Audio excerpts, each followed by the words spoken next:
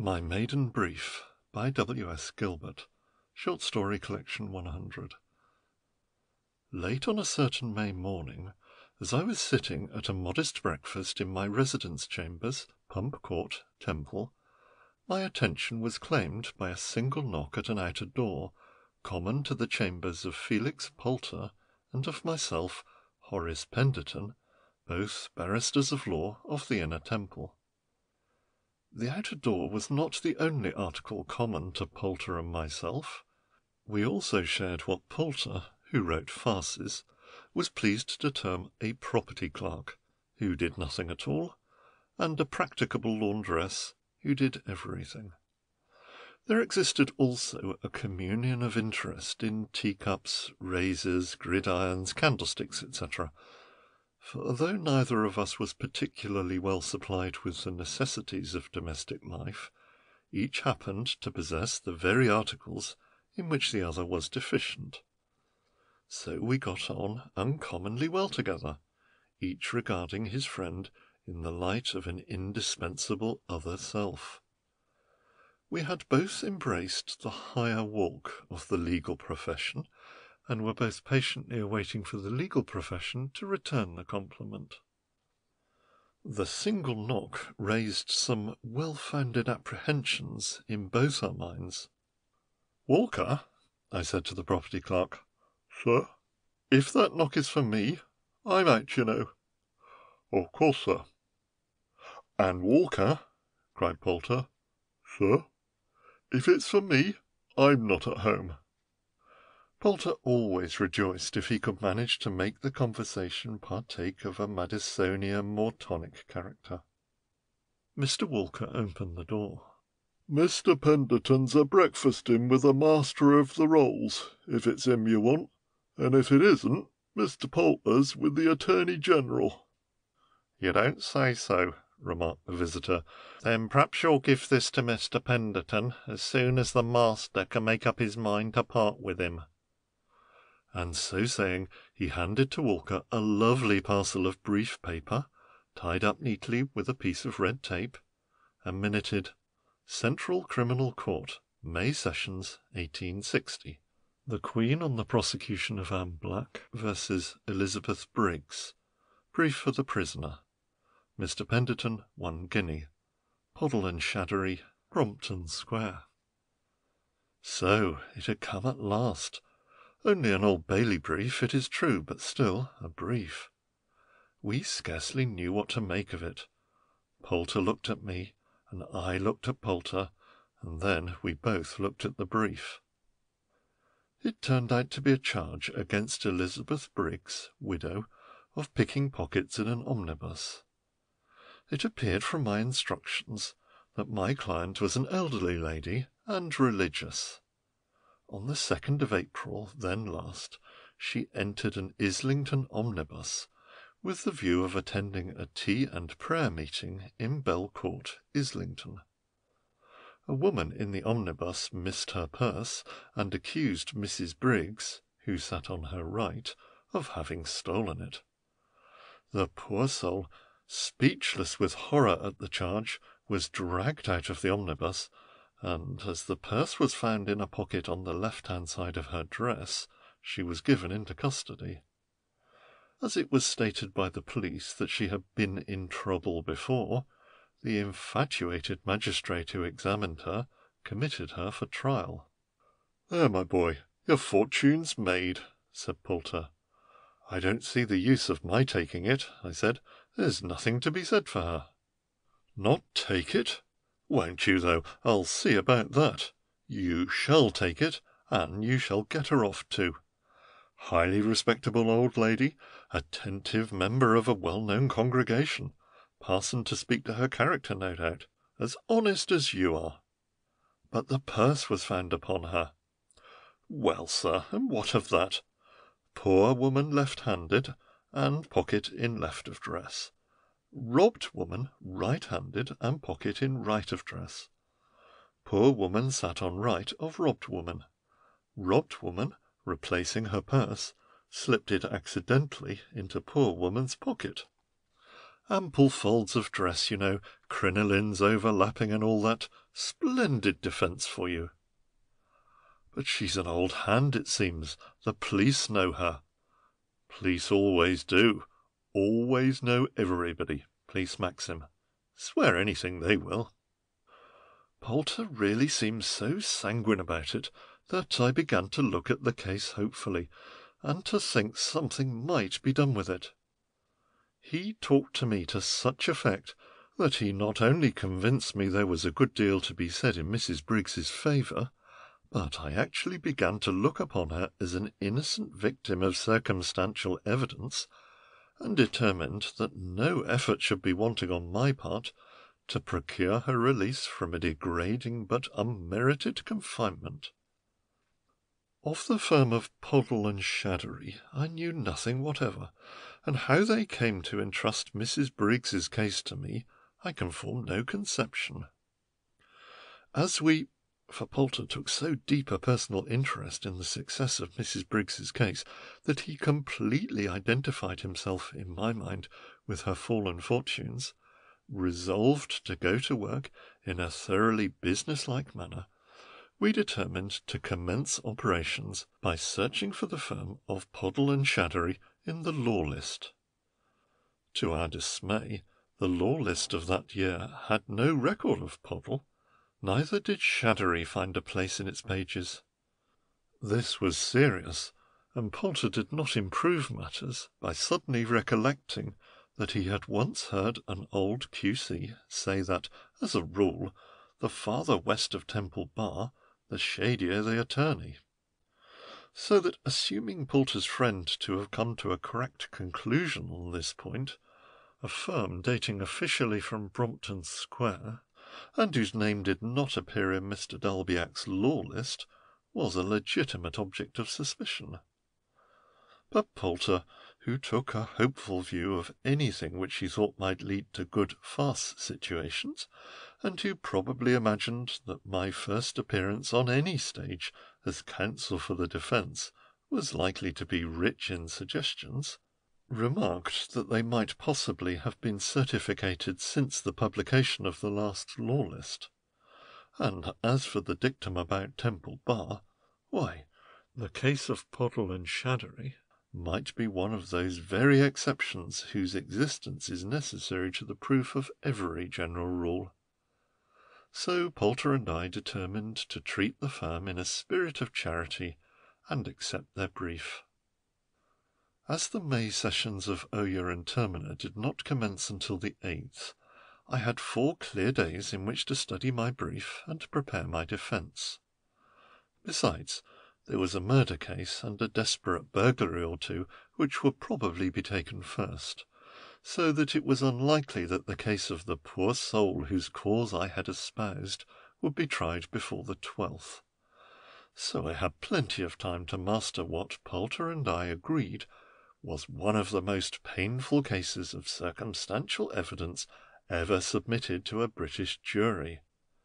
And I really believe that by the first day of the May sessions I was intimately acquainted with the details of every case of pocket-picking reported in Cox's criminal cases and Buckler's shorthand reports.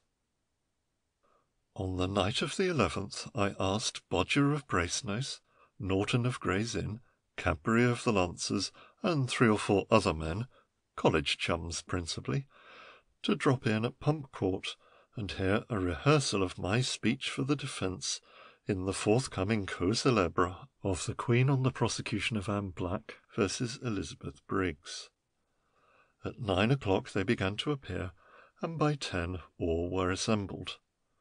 Pipes and strong waters were produced, and Norton of Gray's was forthwith raised to the bench by the style and dignity of Sir Joseph Norton, one of the barons of Her Majesty's Court of Exchequer. Cadbury, Bodger, and another represented the jury. Wilkinson of Lincoln's Inn was counsel for the prosecution. Poulter was clerk of arraigns, and Walker, my clerk, was the prosecutrix. Everything went satisfactorily. Wilkinson broke down in his speech for the prosecution, His witness prevaricated and contradicted himself in a preposterous manner, and my speech for the defence was voted to be one of the most masterly specimens of forensic ingenuity that had ever come before the notice of the court.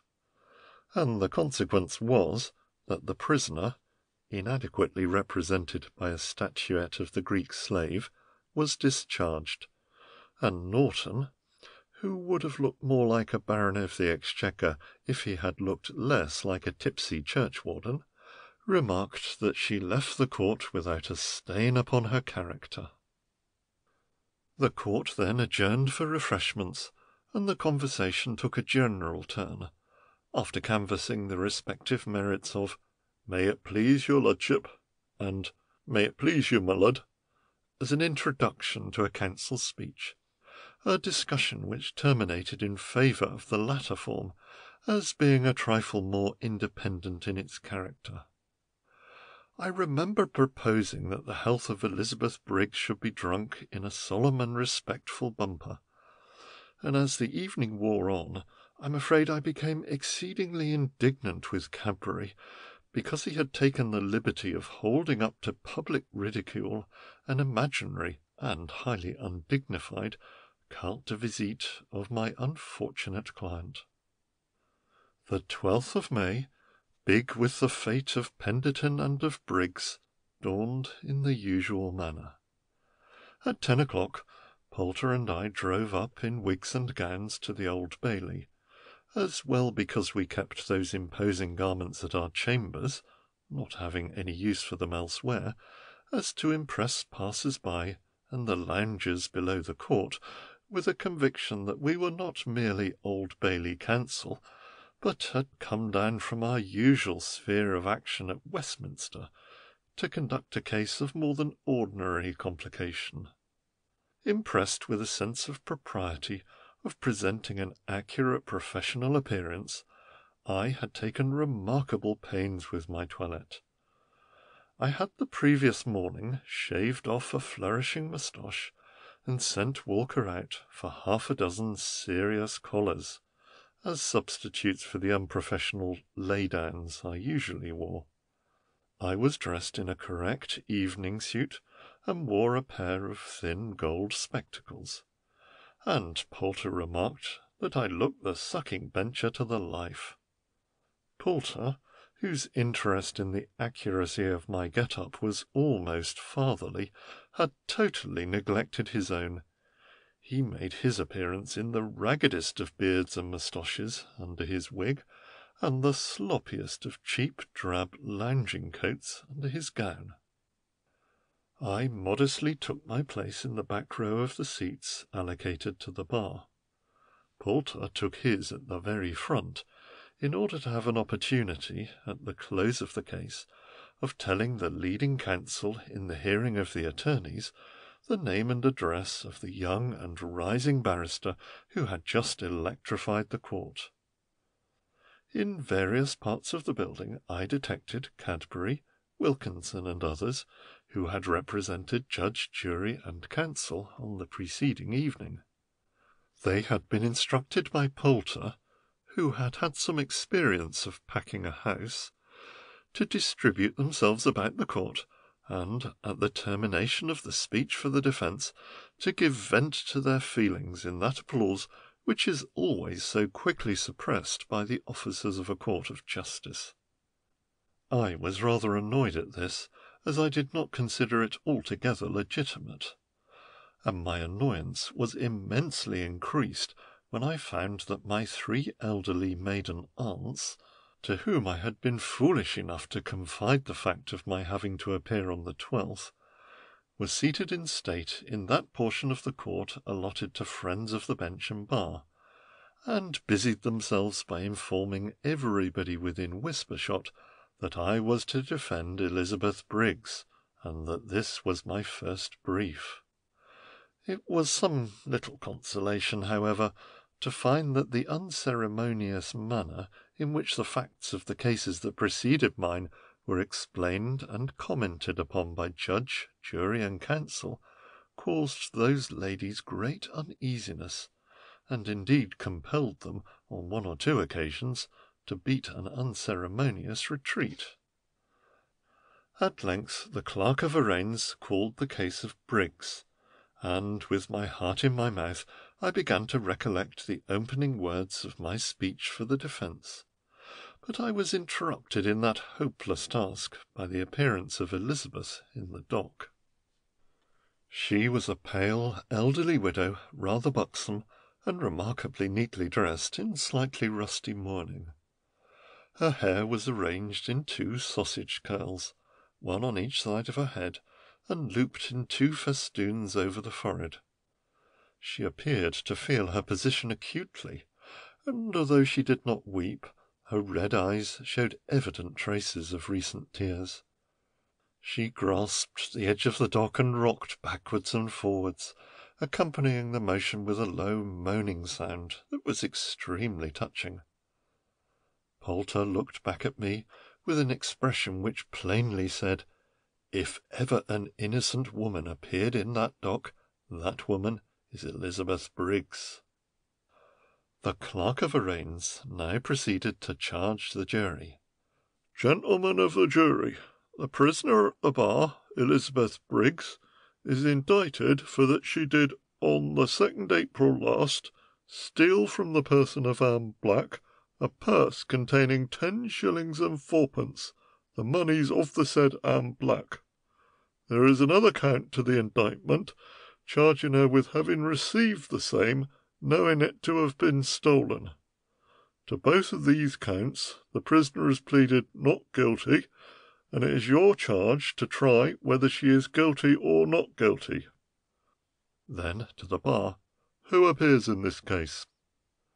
Nobody replying in behalf of the Crown, I rose and remarked that I appeared for the defence. A counsel here said that he believed the brief for the prosecution was entrusted to Mr. Porter, but that gentleman was engaged at the Middlesex Sessions in a case which was likely to occupy several hours, and that he, Mr. Porter, did not expect that Briggs's case would come on that day. A consultation then took place between the judge and the Clerk of Arraigns. At its termination, the latter functionary said, "Who is the junior counsel present?"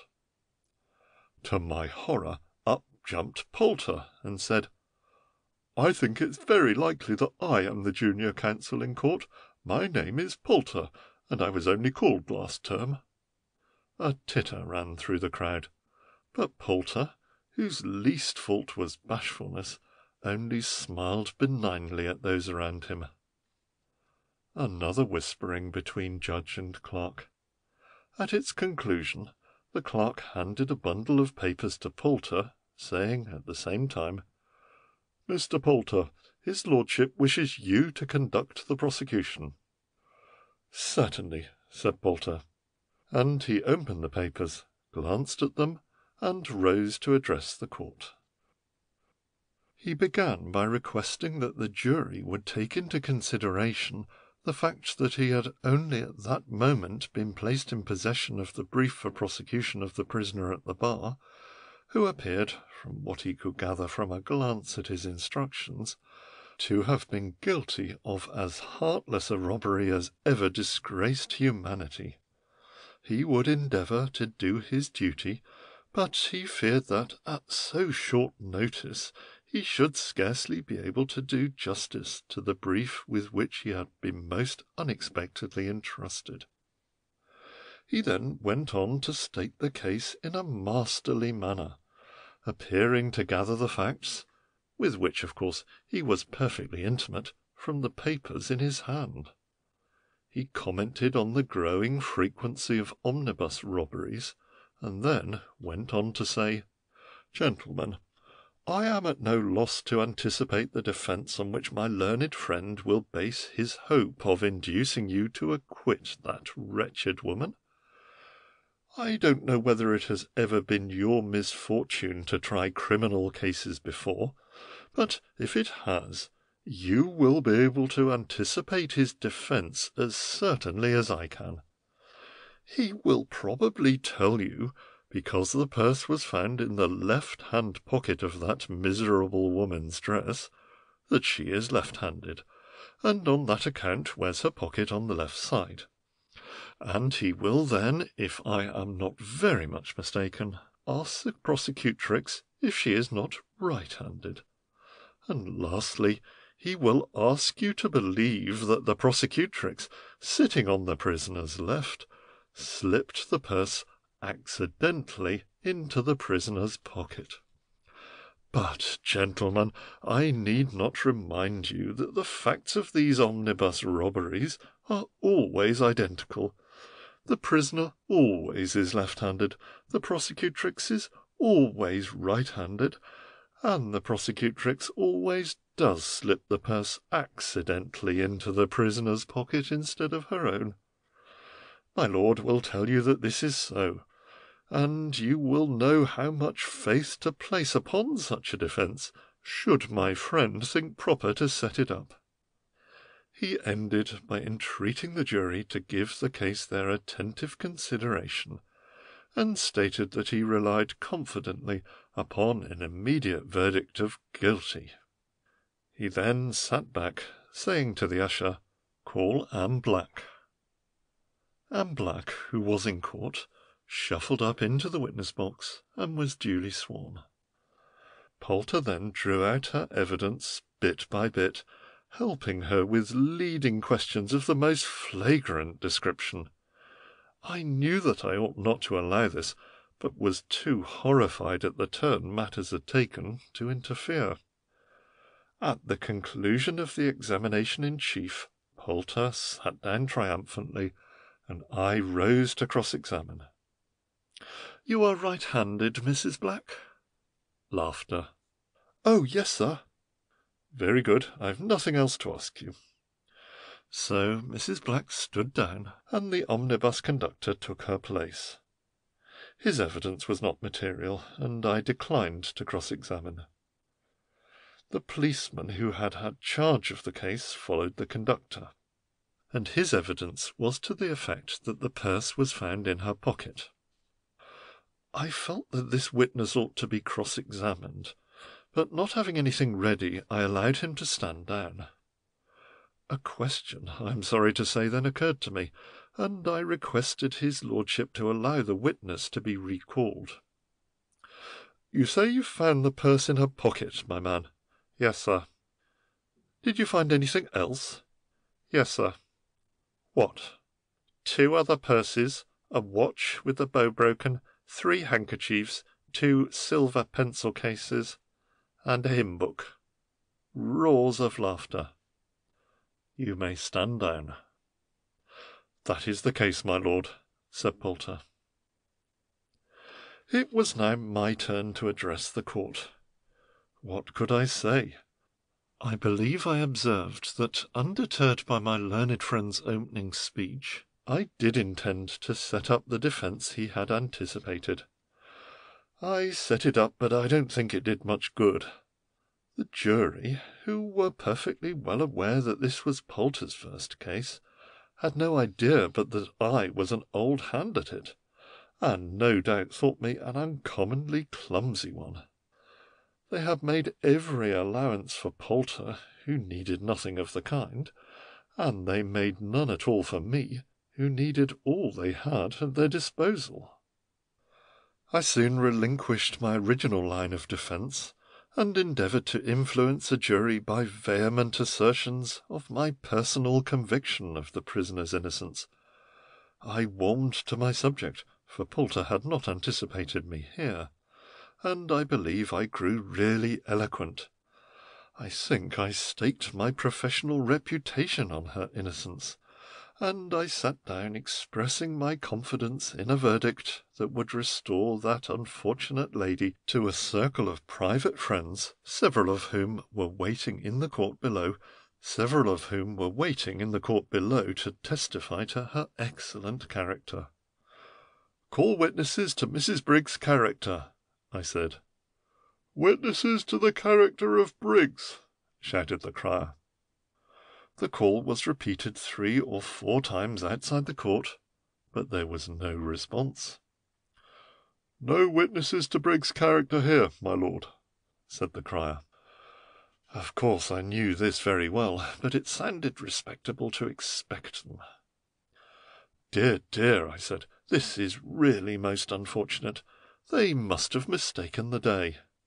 "Shouldn't wonder," observed Poulter, rather dryly. I was not altogether sorry that I had no witnesses to adduce, as I'm afraid that they would scarcely have borne the test of Poulter's cross-examination. Besides, if I had examined witnesses for the defence, Poulter would have been entitled to a reply, of which privilege he would, I am sure, avail himself. Mr. Baron Bounderby proceeded to sum up, grossly against the prisoner, as I then thought, but, as I have since had reason to believe, most impartially. He went carefully over the evidence, and told the jury that if they believed the witnesses for the prosecution, they should find the prisoner guilty, and if they did not, why, they should acquit her. The jury were then directed by the crier to consider their verdict, which they couldn't possibly have done, for they immediately returned a verdict of guilty. The prisoner not having anything to say in arrest of judgment, the learned judge proceeded to pronounce sentence, inquiring, first of all, whether anything was known about her. A policeman stepped forward and stated that she had twice been convicted at this court of felony, and once at the Middlesex sessions. Mr. Baron Bounderby, addressing the prisoner, told her that she had been most properly convicted on the clearest possible evidence, that she was an accomplished thief and a most dangerous one, and that the sentence of the court was that she be imprisoned and kept to hard labour for the space of 18 calendar months. No sooner had the learned judge pronounced this sentence than the poor soul stooped down, and taking off a heavy boot, flung it at my head as a reward for my eloquence on her behalf, accompanying the assault with a torrent of invective against my abilities as a counsel and my line of defence. The language in which her oration was couched was perfectly shocking. The boot missed me, but hit a reporter on the head, and on this fact I am disposed to attribute the unfavourable light in which my speech for the defence was placed in 2 or 3 of the leading daily papers the next morning. I hurried out of court as quickly as I could, and, hailing a hansom, I dashed back to chambers, pitched my wig at a bust of Lord Brougham, bowled over Mrs. Briggs's prototype with my gown, packed up, and started that evening for the west coast of Cornwall. Poulter, on the other hand, remained in town, and got plenty of business in that and the ensuing session, and afterwards on circuit. He is now a flourishing Old Bailey counsel, while I am as briefless as ever. End of My Maiden Brief by W. S. Gilbert.